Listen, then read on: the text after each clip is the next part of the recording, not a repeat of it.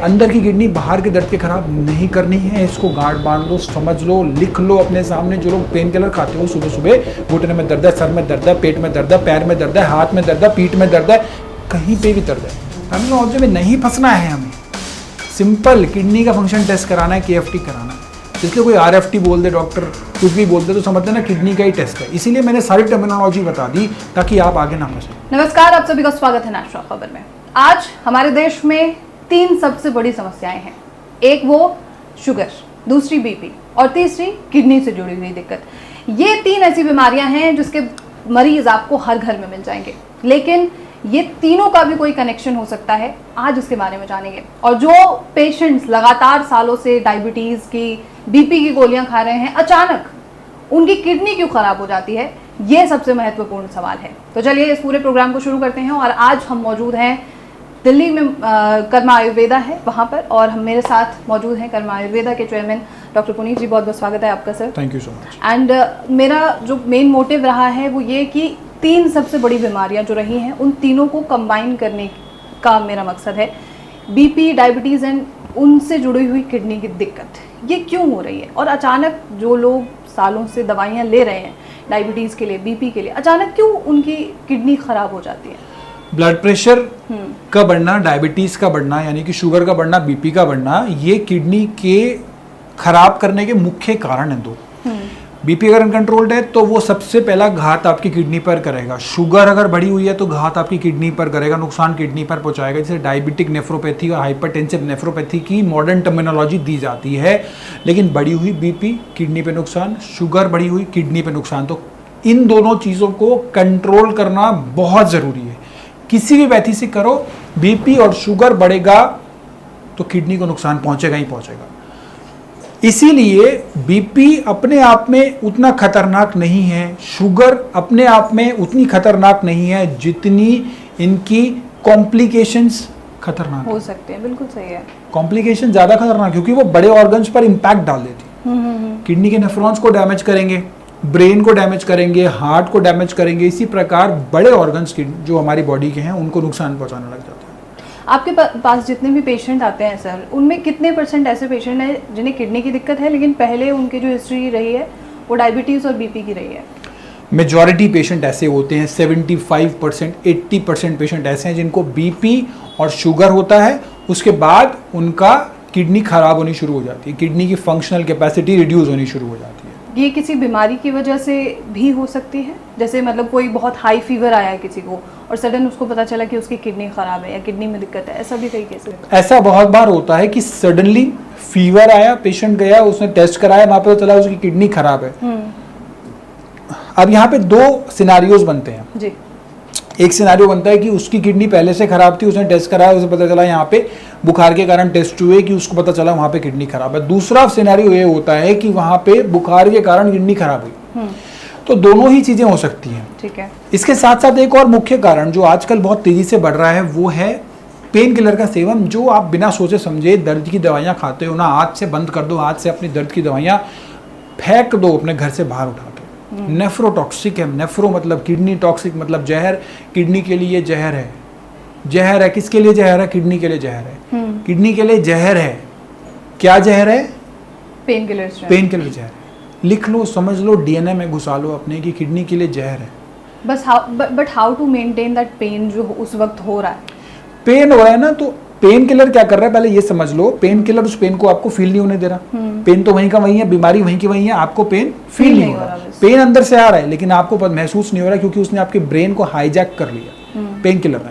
तो pain killer का प्रयोग नहीं करना है। दर्द बहुत ज़्यादा है तो आप सिकाई कर सकते हो। अगर बाहर का दर्द है, ठंडे गर्म की सिकाई कर लो आप। अगर दांत का दर्द है, लौंग का तेल लगा लो। सर में दर्द है तो बादाम का तेल लगा लो। कहीं पे भी दर्द है उसका एक्सटर्नल एप्लीकेशन से जितना ठीक हो सके उसको कर लो। अंदर का, बाहर के दर्द के कारण अंदर की किडनी खराब नहीं करनी है। अंदर की किडनी बाहर के दर्द के खराब नहीं करनी है। इसको गांठ बांध लो, समझ लो, लिख लो अपने सामने। जो लोग पेन किलर खाते हो सुबह सुबह, घुटने में दर्द है, सर में दर्द है, पेट में दर्द है, पैर में दर्द है, हाथ में दर्द है, पीठ में दर्द है, कहीं पे भी दर्द है, दर्द की दवाई नहीं खानी है आपने, अवॉइड करना है उसको। क्योंकि वो क्या है, वो नेफ्रोटॉक्सिक है। नेफ्रो किडनी टॉक्सिक, जहर, किडनी के लिए जहर है। सीधी बात है कि अगर आप पेन किलर लेते हैं तो आगे चल के आपको इसका अंजाम भुगतना पड़ेगा। आज का दर्द कल का सिर दर्द बन जाएगा। ठीक है सर, आज अगर कोई डायबिटीज़ का पेशेंट है, डायबिटीज़ के लिए तो वो ऑलरेडी मेडिसिन ले ही रहा है, 50 तरीके टेस्ट करा ही रहा है। अगर वो चाहता है ये जानना कि उसे किडनी की दिक्कत तो नहीं हुई है, तो उन्हें कौन से टेस्ट करा लेने चाहिए? जिनको डायबिटीज़ है, यानी कि जिनका blood sugar fasting, blood sugar PP, post prandial या फिर HbA1c, ये 3 शुगर के टेस्ट होते हैं। ये अगर बढ़े हुए हैं, ऊपर नीचे हैं, तो यानी डायबिटीज़ की रेंज में हैं आप। हालांकि वो रेंज ज़रूरी नहीं है कि आपके लिए एक्चुअल डायबिटीज़ हो आपको, बट ये ज़रूर होता है कि अगर आप हैं तो आप डायबिटीज़ की दवाई खा रहे होते हैं।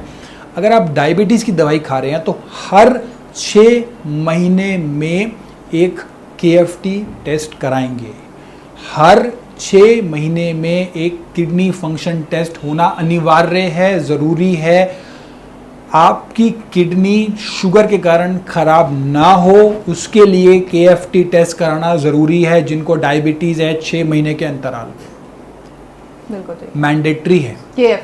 KFT kidney function test, RFT renal function test भी कहते हैं इसको। इसमें creatinine, urea, sodium, potassium, chloride, इस तरीके के इलेक्ट्रोलाइट्स और किडनी में रहने वाले जहर। जहर क्या है? टॉक्सिन्स क्या है? यूरिया है। टॉक्सिन क्या है? क्रेटिनाइन है। ये किडनी में क्यों रह रहा है? किडनी में इसलिए रह रहा है क्योंकि आपकी किडनी काम नहीं कर रही। किडनी की काम है गंदगी को बाहर निकालना। गंदगी बाहर नहीं निकल रही, जहर बाहर नहीं निकल रहा, जहर अंदर ही रह रहा है, जिसका नाम है यूरिया, क्रेटिनाइन। बिल्कुल, मसल से रिलीज होता है हमारे। अब जब किडनी काम नहीं कर रही तो ये शरीर में बढ़ता है, और ये बढ़ता है तो इसको मेजर करने के लिए टेस्ट है RFT, KFT। मतलब दोनों सेम ही चीज KFT टेस्ट है, उसमें RFT मॉडर्न टर्मिनोलॉजी है। टर्मिनोलॉजी में फंसाते रहते हैं। टर्मिनोलॉजी में नहीं फंसना है हमें। सिंपल किडनी का फंक्शन टेस्ट कराना है, KFT कराना है। इसलिए कोई RFT बोल दे, डॉक्टर कुछ भी बोल दे, तो समझ लेना किडनी का ही टेस्ट है। इसीलिए मैंने सारी टर्मिनोलॉजी बता दी ताकि आप आगे ना फंसे रहें। बिल्कुल सही है। आप एक कहावत कहते हैं, आयुर्वेद का एक मकसद है कि जो स्वस्थ है वो हमेशा स्वस्थ रहे और जो बीमार है वो दोबारा से हेल्दी हो जाए। तो अगर कोई डायबिटीज़ का पेशेंट है और कोई BP का पेशेंट है, क्या अगर वो आयुर्वेद की शरण लेता है स्टार्टिंग से ही, तो क्या उसकी किडनी हमेशा के लिए सुरक्षित रहेगी?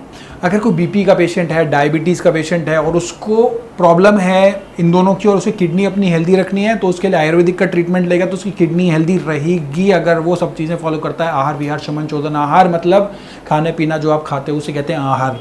आयुर्वेद में क्या कहते हैं? खाना पीना जो खाते हो आहार। विहार जो है, जो आप लाइफस्टाइल करते हो, सुबह कितने बजे उठ रहे हो, कितने बजे सो रहे हो, सर्केडियम रिदम क्या है आपका, पूरे दिन में एक्सरसाइज का शेड्यूल क्या है, आप कितनी देर दोपहर को थक के सो जाते हो, क्या आपका रूटीन है, उसे कहते हैं विहार। उसे क्या कहते हैं? विहार। शमन कहते हैं जो आप औषधि ले रहे हो, जो आप ट्रीटमेंट ले रहे हो, उसे कहते हैं शमन। शोधन कहते हैं जो आप पंचकर्म कराते हो, अभ्यंग कराते हो, वृगवस्ती कराते हैं, उसे कहते हैं शोधन चिकित्सा। तो BP और डायबिटीज अगर किसी को है और उसे किडनी प्रॉब्लम से बचना है तो उसको Ayurvedic detox time to time कराना है, पंचकर्म टाइम टू टाइम लेना है। हमारे लगभग 9 हॉस्पिटल, 15 क्लिनिक्स हैं, उनमें कराओ, या तो अपने घर बैठ के कर लो या हमारे यहाँ पे हॉस्पिटल्स में आके कर लो। उससे आपका डिटॉक्स होता रहेगा, BP कंट्रोल रहेगी, शुगर कंट्रोल रहेगा। डिटॉक्स में क्या होगा? शरीर की गंदगी बाहर निकलती रहेगी। जब शरीर की गंदगी बाहर निकलेगी तो शरीर रिजुवेनेटेड रहेगा, एनर्जी से भरपूर रहेगा। एक इंटरव्यू मैंने हालिया में ही किया था, एलोपैथिक डॉक्टर हैं, काफ़ी रिनोन्ड हैं और किडनी स्पेशलिस्ट वो भी हैं, और उनका कहना था कि जितने भी तरीके के आज की डेट में डिटॉक्सिफिकेशन कराए जा रहे हैं, बड़े बड़े नाम पे जो कैंप्स लग रहे हैं, ये सब फेक है। क्यों? क्योंकि आपकी बॉडी का जो लिवर है, किडनी है, ये सब तो खुद ही फिल्टर के ही ऑर्गन है, तो इससे किस तरीके की डिटॉक्स की ज़रूरत है? आप इस पे क्या कहेंगे? डिटॉक्स का मतलब ये है कि जैसे आप समझो, आप एक गाड़ी चला रहे हो, गाड़ी में से पीछे से जो गाड़ी चलती है, इंजन आगे जाता है, धुआं पीछे से आता है, तो यहाँ पे एग्जॉस्ट हो गया, डिटॉक्स हो गया, जो धुआं छोड़ रहा है वो। अब धुएं का इंजन को भी जो सफाई की जरूरत है ये नहीं है? बिल्कुल है। बिल्कुल है ना। तो वो जो सफाई होगी वहाँ की, उसी का वो डिटॉक्स है। सर्विस होती है ना जब गाड़ी की, तो हर चीज़ की सफाई होती है। डिटॉक्स में गंदगी नहीं होगी ऐसा तो हो नहीं सकता, बट डिटॉक्स हो रही है, गंदगी निकल रही है, तो वहाँ से भी उसकी भी सफाई होगी, उसको भी रिजनरेशन चाहिए, उसको भी रिजुवनेशन चाहिए। तो डिटॉक्स प्रॉपर होता रहे। एक्सक्रीटरी ऑर्गन है ये। एक्सक्रीटरी मतलब शरीर की गंदगी को बाहर उठा के फेंकने वाला। ठीक है। एग्जॉस्ट जो आपकी गाड़ी का पीछे का एग्जॉस्ट काम करता है, बाइक का पीछे का एग्जॉस्ट धुआं छोड़ता है, वही काम किडनी का है, तो उसको भी रिजुविनेशन चाहिए। बिल्कुल सही है। यानी कि एक गाड़ी है जिसको आपको टाइम टू टाइम साफ करते रहना चाहिए। जिस प्रकार गाड़ी की गंदगी सर्विस होती है, उसी प्रकार आयुर्वेद में पंचकर्म होता है। पंचकर्म में क्या होता है, मैंने जो आपको 5 चीज़ें बताई वो होती हैं हॉस्पिटल्स में आके डिटॉक्स कराना, साथ में शमन चिकित्सा यानी मेडिसिन का प्रयोग करना, आहार यानी आप जो डाइट ले रहे हो उसको ठीक करना, विहार यानी लाइफस्टाइल को ठीक करना, ये हमारे हॉस्पिटल्स में होता है। तो घर बैठ के कर लो या हमारे हॉस्पिटल्स में कर लो, कोई फर्क नहीं पड़ता, लेकिन करना ज़रूरी है। बिल्कुल सही है। और यही सेम चीज़ तमाम जो डायबिटीज़ के पेशेंट है, बीपी के पेशेंट है, उन्हें करना है, और पेन किलर खाना अवॉइड करना है। ये चीज़ें आपने बताई। कुछ आप सजेशन देना चाहेंगे हमारे व्यूअर्स को सर, प्लीज़? सजेशन ये है कि आप अगर जिम जाते हैं, यंगस्टर्स जो जिम जाते हैं, जिम जाओ, एक्सरसाइज करते हैं, एक्सरसाइज करो। आप दंड पेलते हो, दंड पेलो। आप पुलअप्स करते हो, पुलअप्स करो। पुशअप्स करते हो, बढ़ा दो और करो। करना क्या नहीं है वो भी समझ लो। जो डब्बे आप खाते हो प्रोटीन के, उन डब्बों को अपने घर से उठा के फेंक दो। बिल्कुल। मैं नहीं कह रहा कि सारे डब्बों में गलत होगा, लेकिन भारत में ऐसे बहुत सारे पेशेंट आ रहे हैं किडनी के जिनके डब्बों के अंदर स्टीरॉयड मिला हुआ है। प्रोटीन में स्टीरॉयड मिला हुआ है। प्रोटीन आप समझ के खा रहे हो, स्टीरॉयड मिला है, बॉडी एकदम से बन जाएगी। उस बॉडी का कोई फायदा नहीं है, बन जाएगी बॉडी।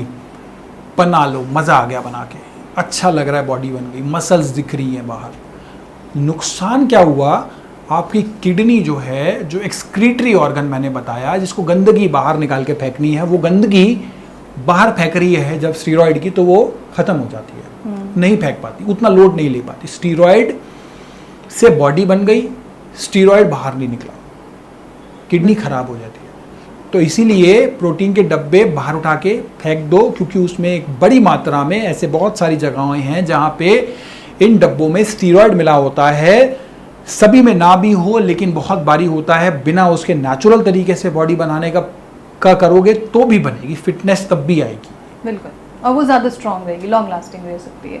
नकली नहीं है ना, नकली नहीं है। बिल्कुल सही बात है sir. Thank you so much sir for this information. And मैं चाहूँगी कि आगे आप इस सीरीज़ को कंटिन्यू रखें, क्योंकि हमारे देश में आज डायबिटीज़ के मरीजों की संख्या बहुत ज़्यादा है, यानी आप कह सकते हैं हर घर में ही है। इसीलिए इस सीरीज़ को हम आगे बढ़ाते रहेंगे। क्या लेना है, क्या खाना है, ये सारी चीज़ें आप प्लीज़ ज़रूर बताइएगा। Thank you so much sir.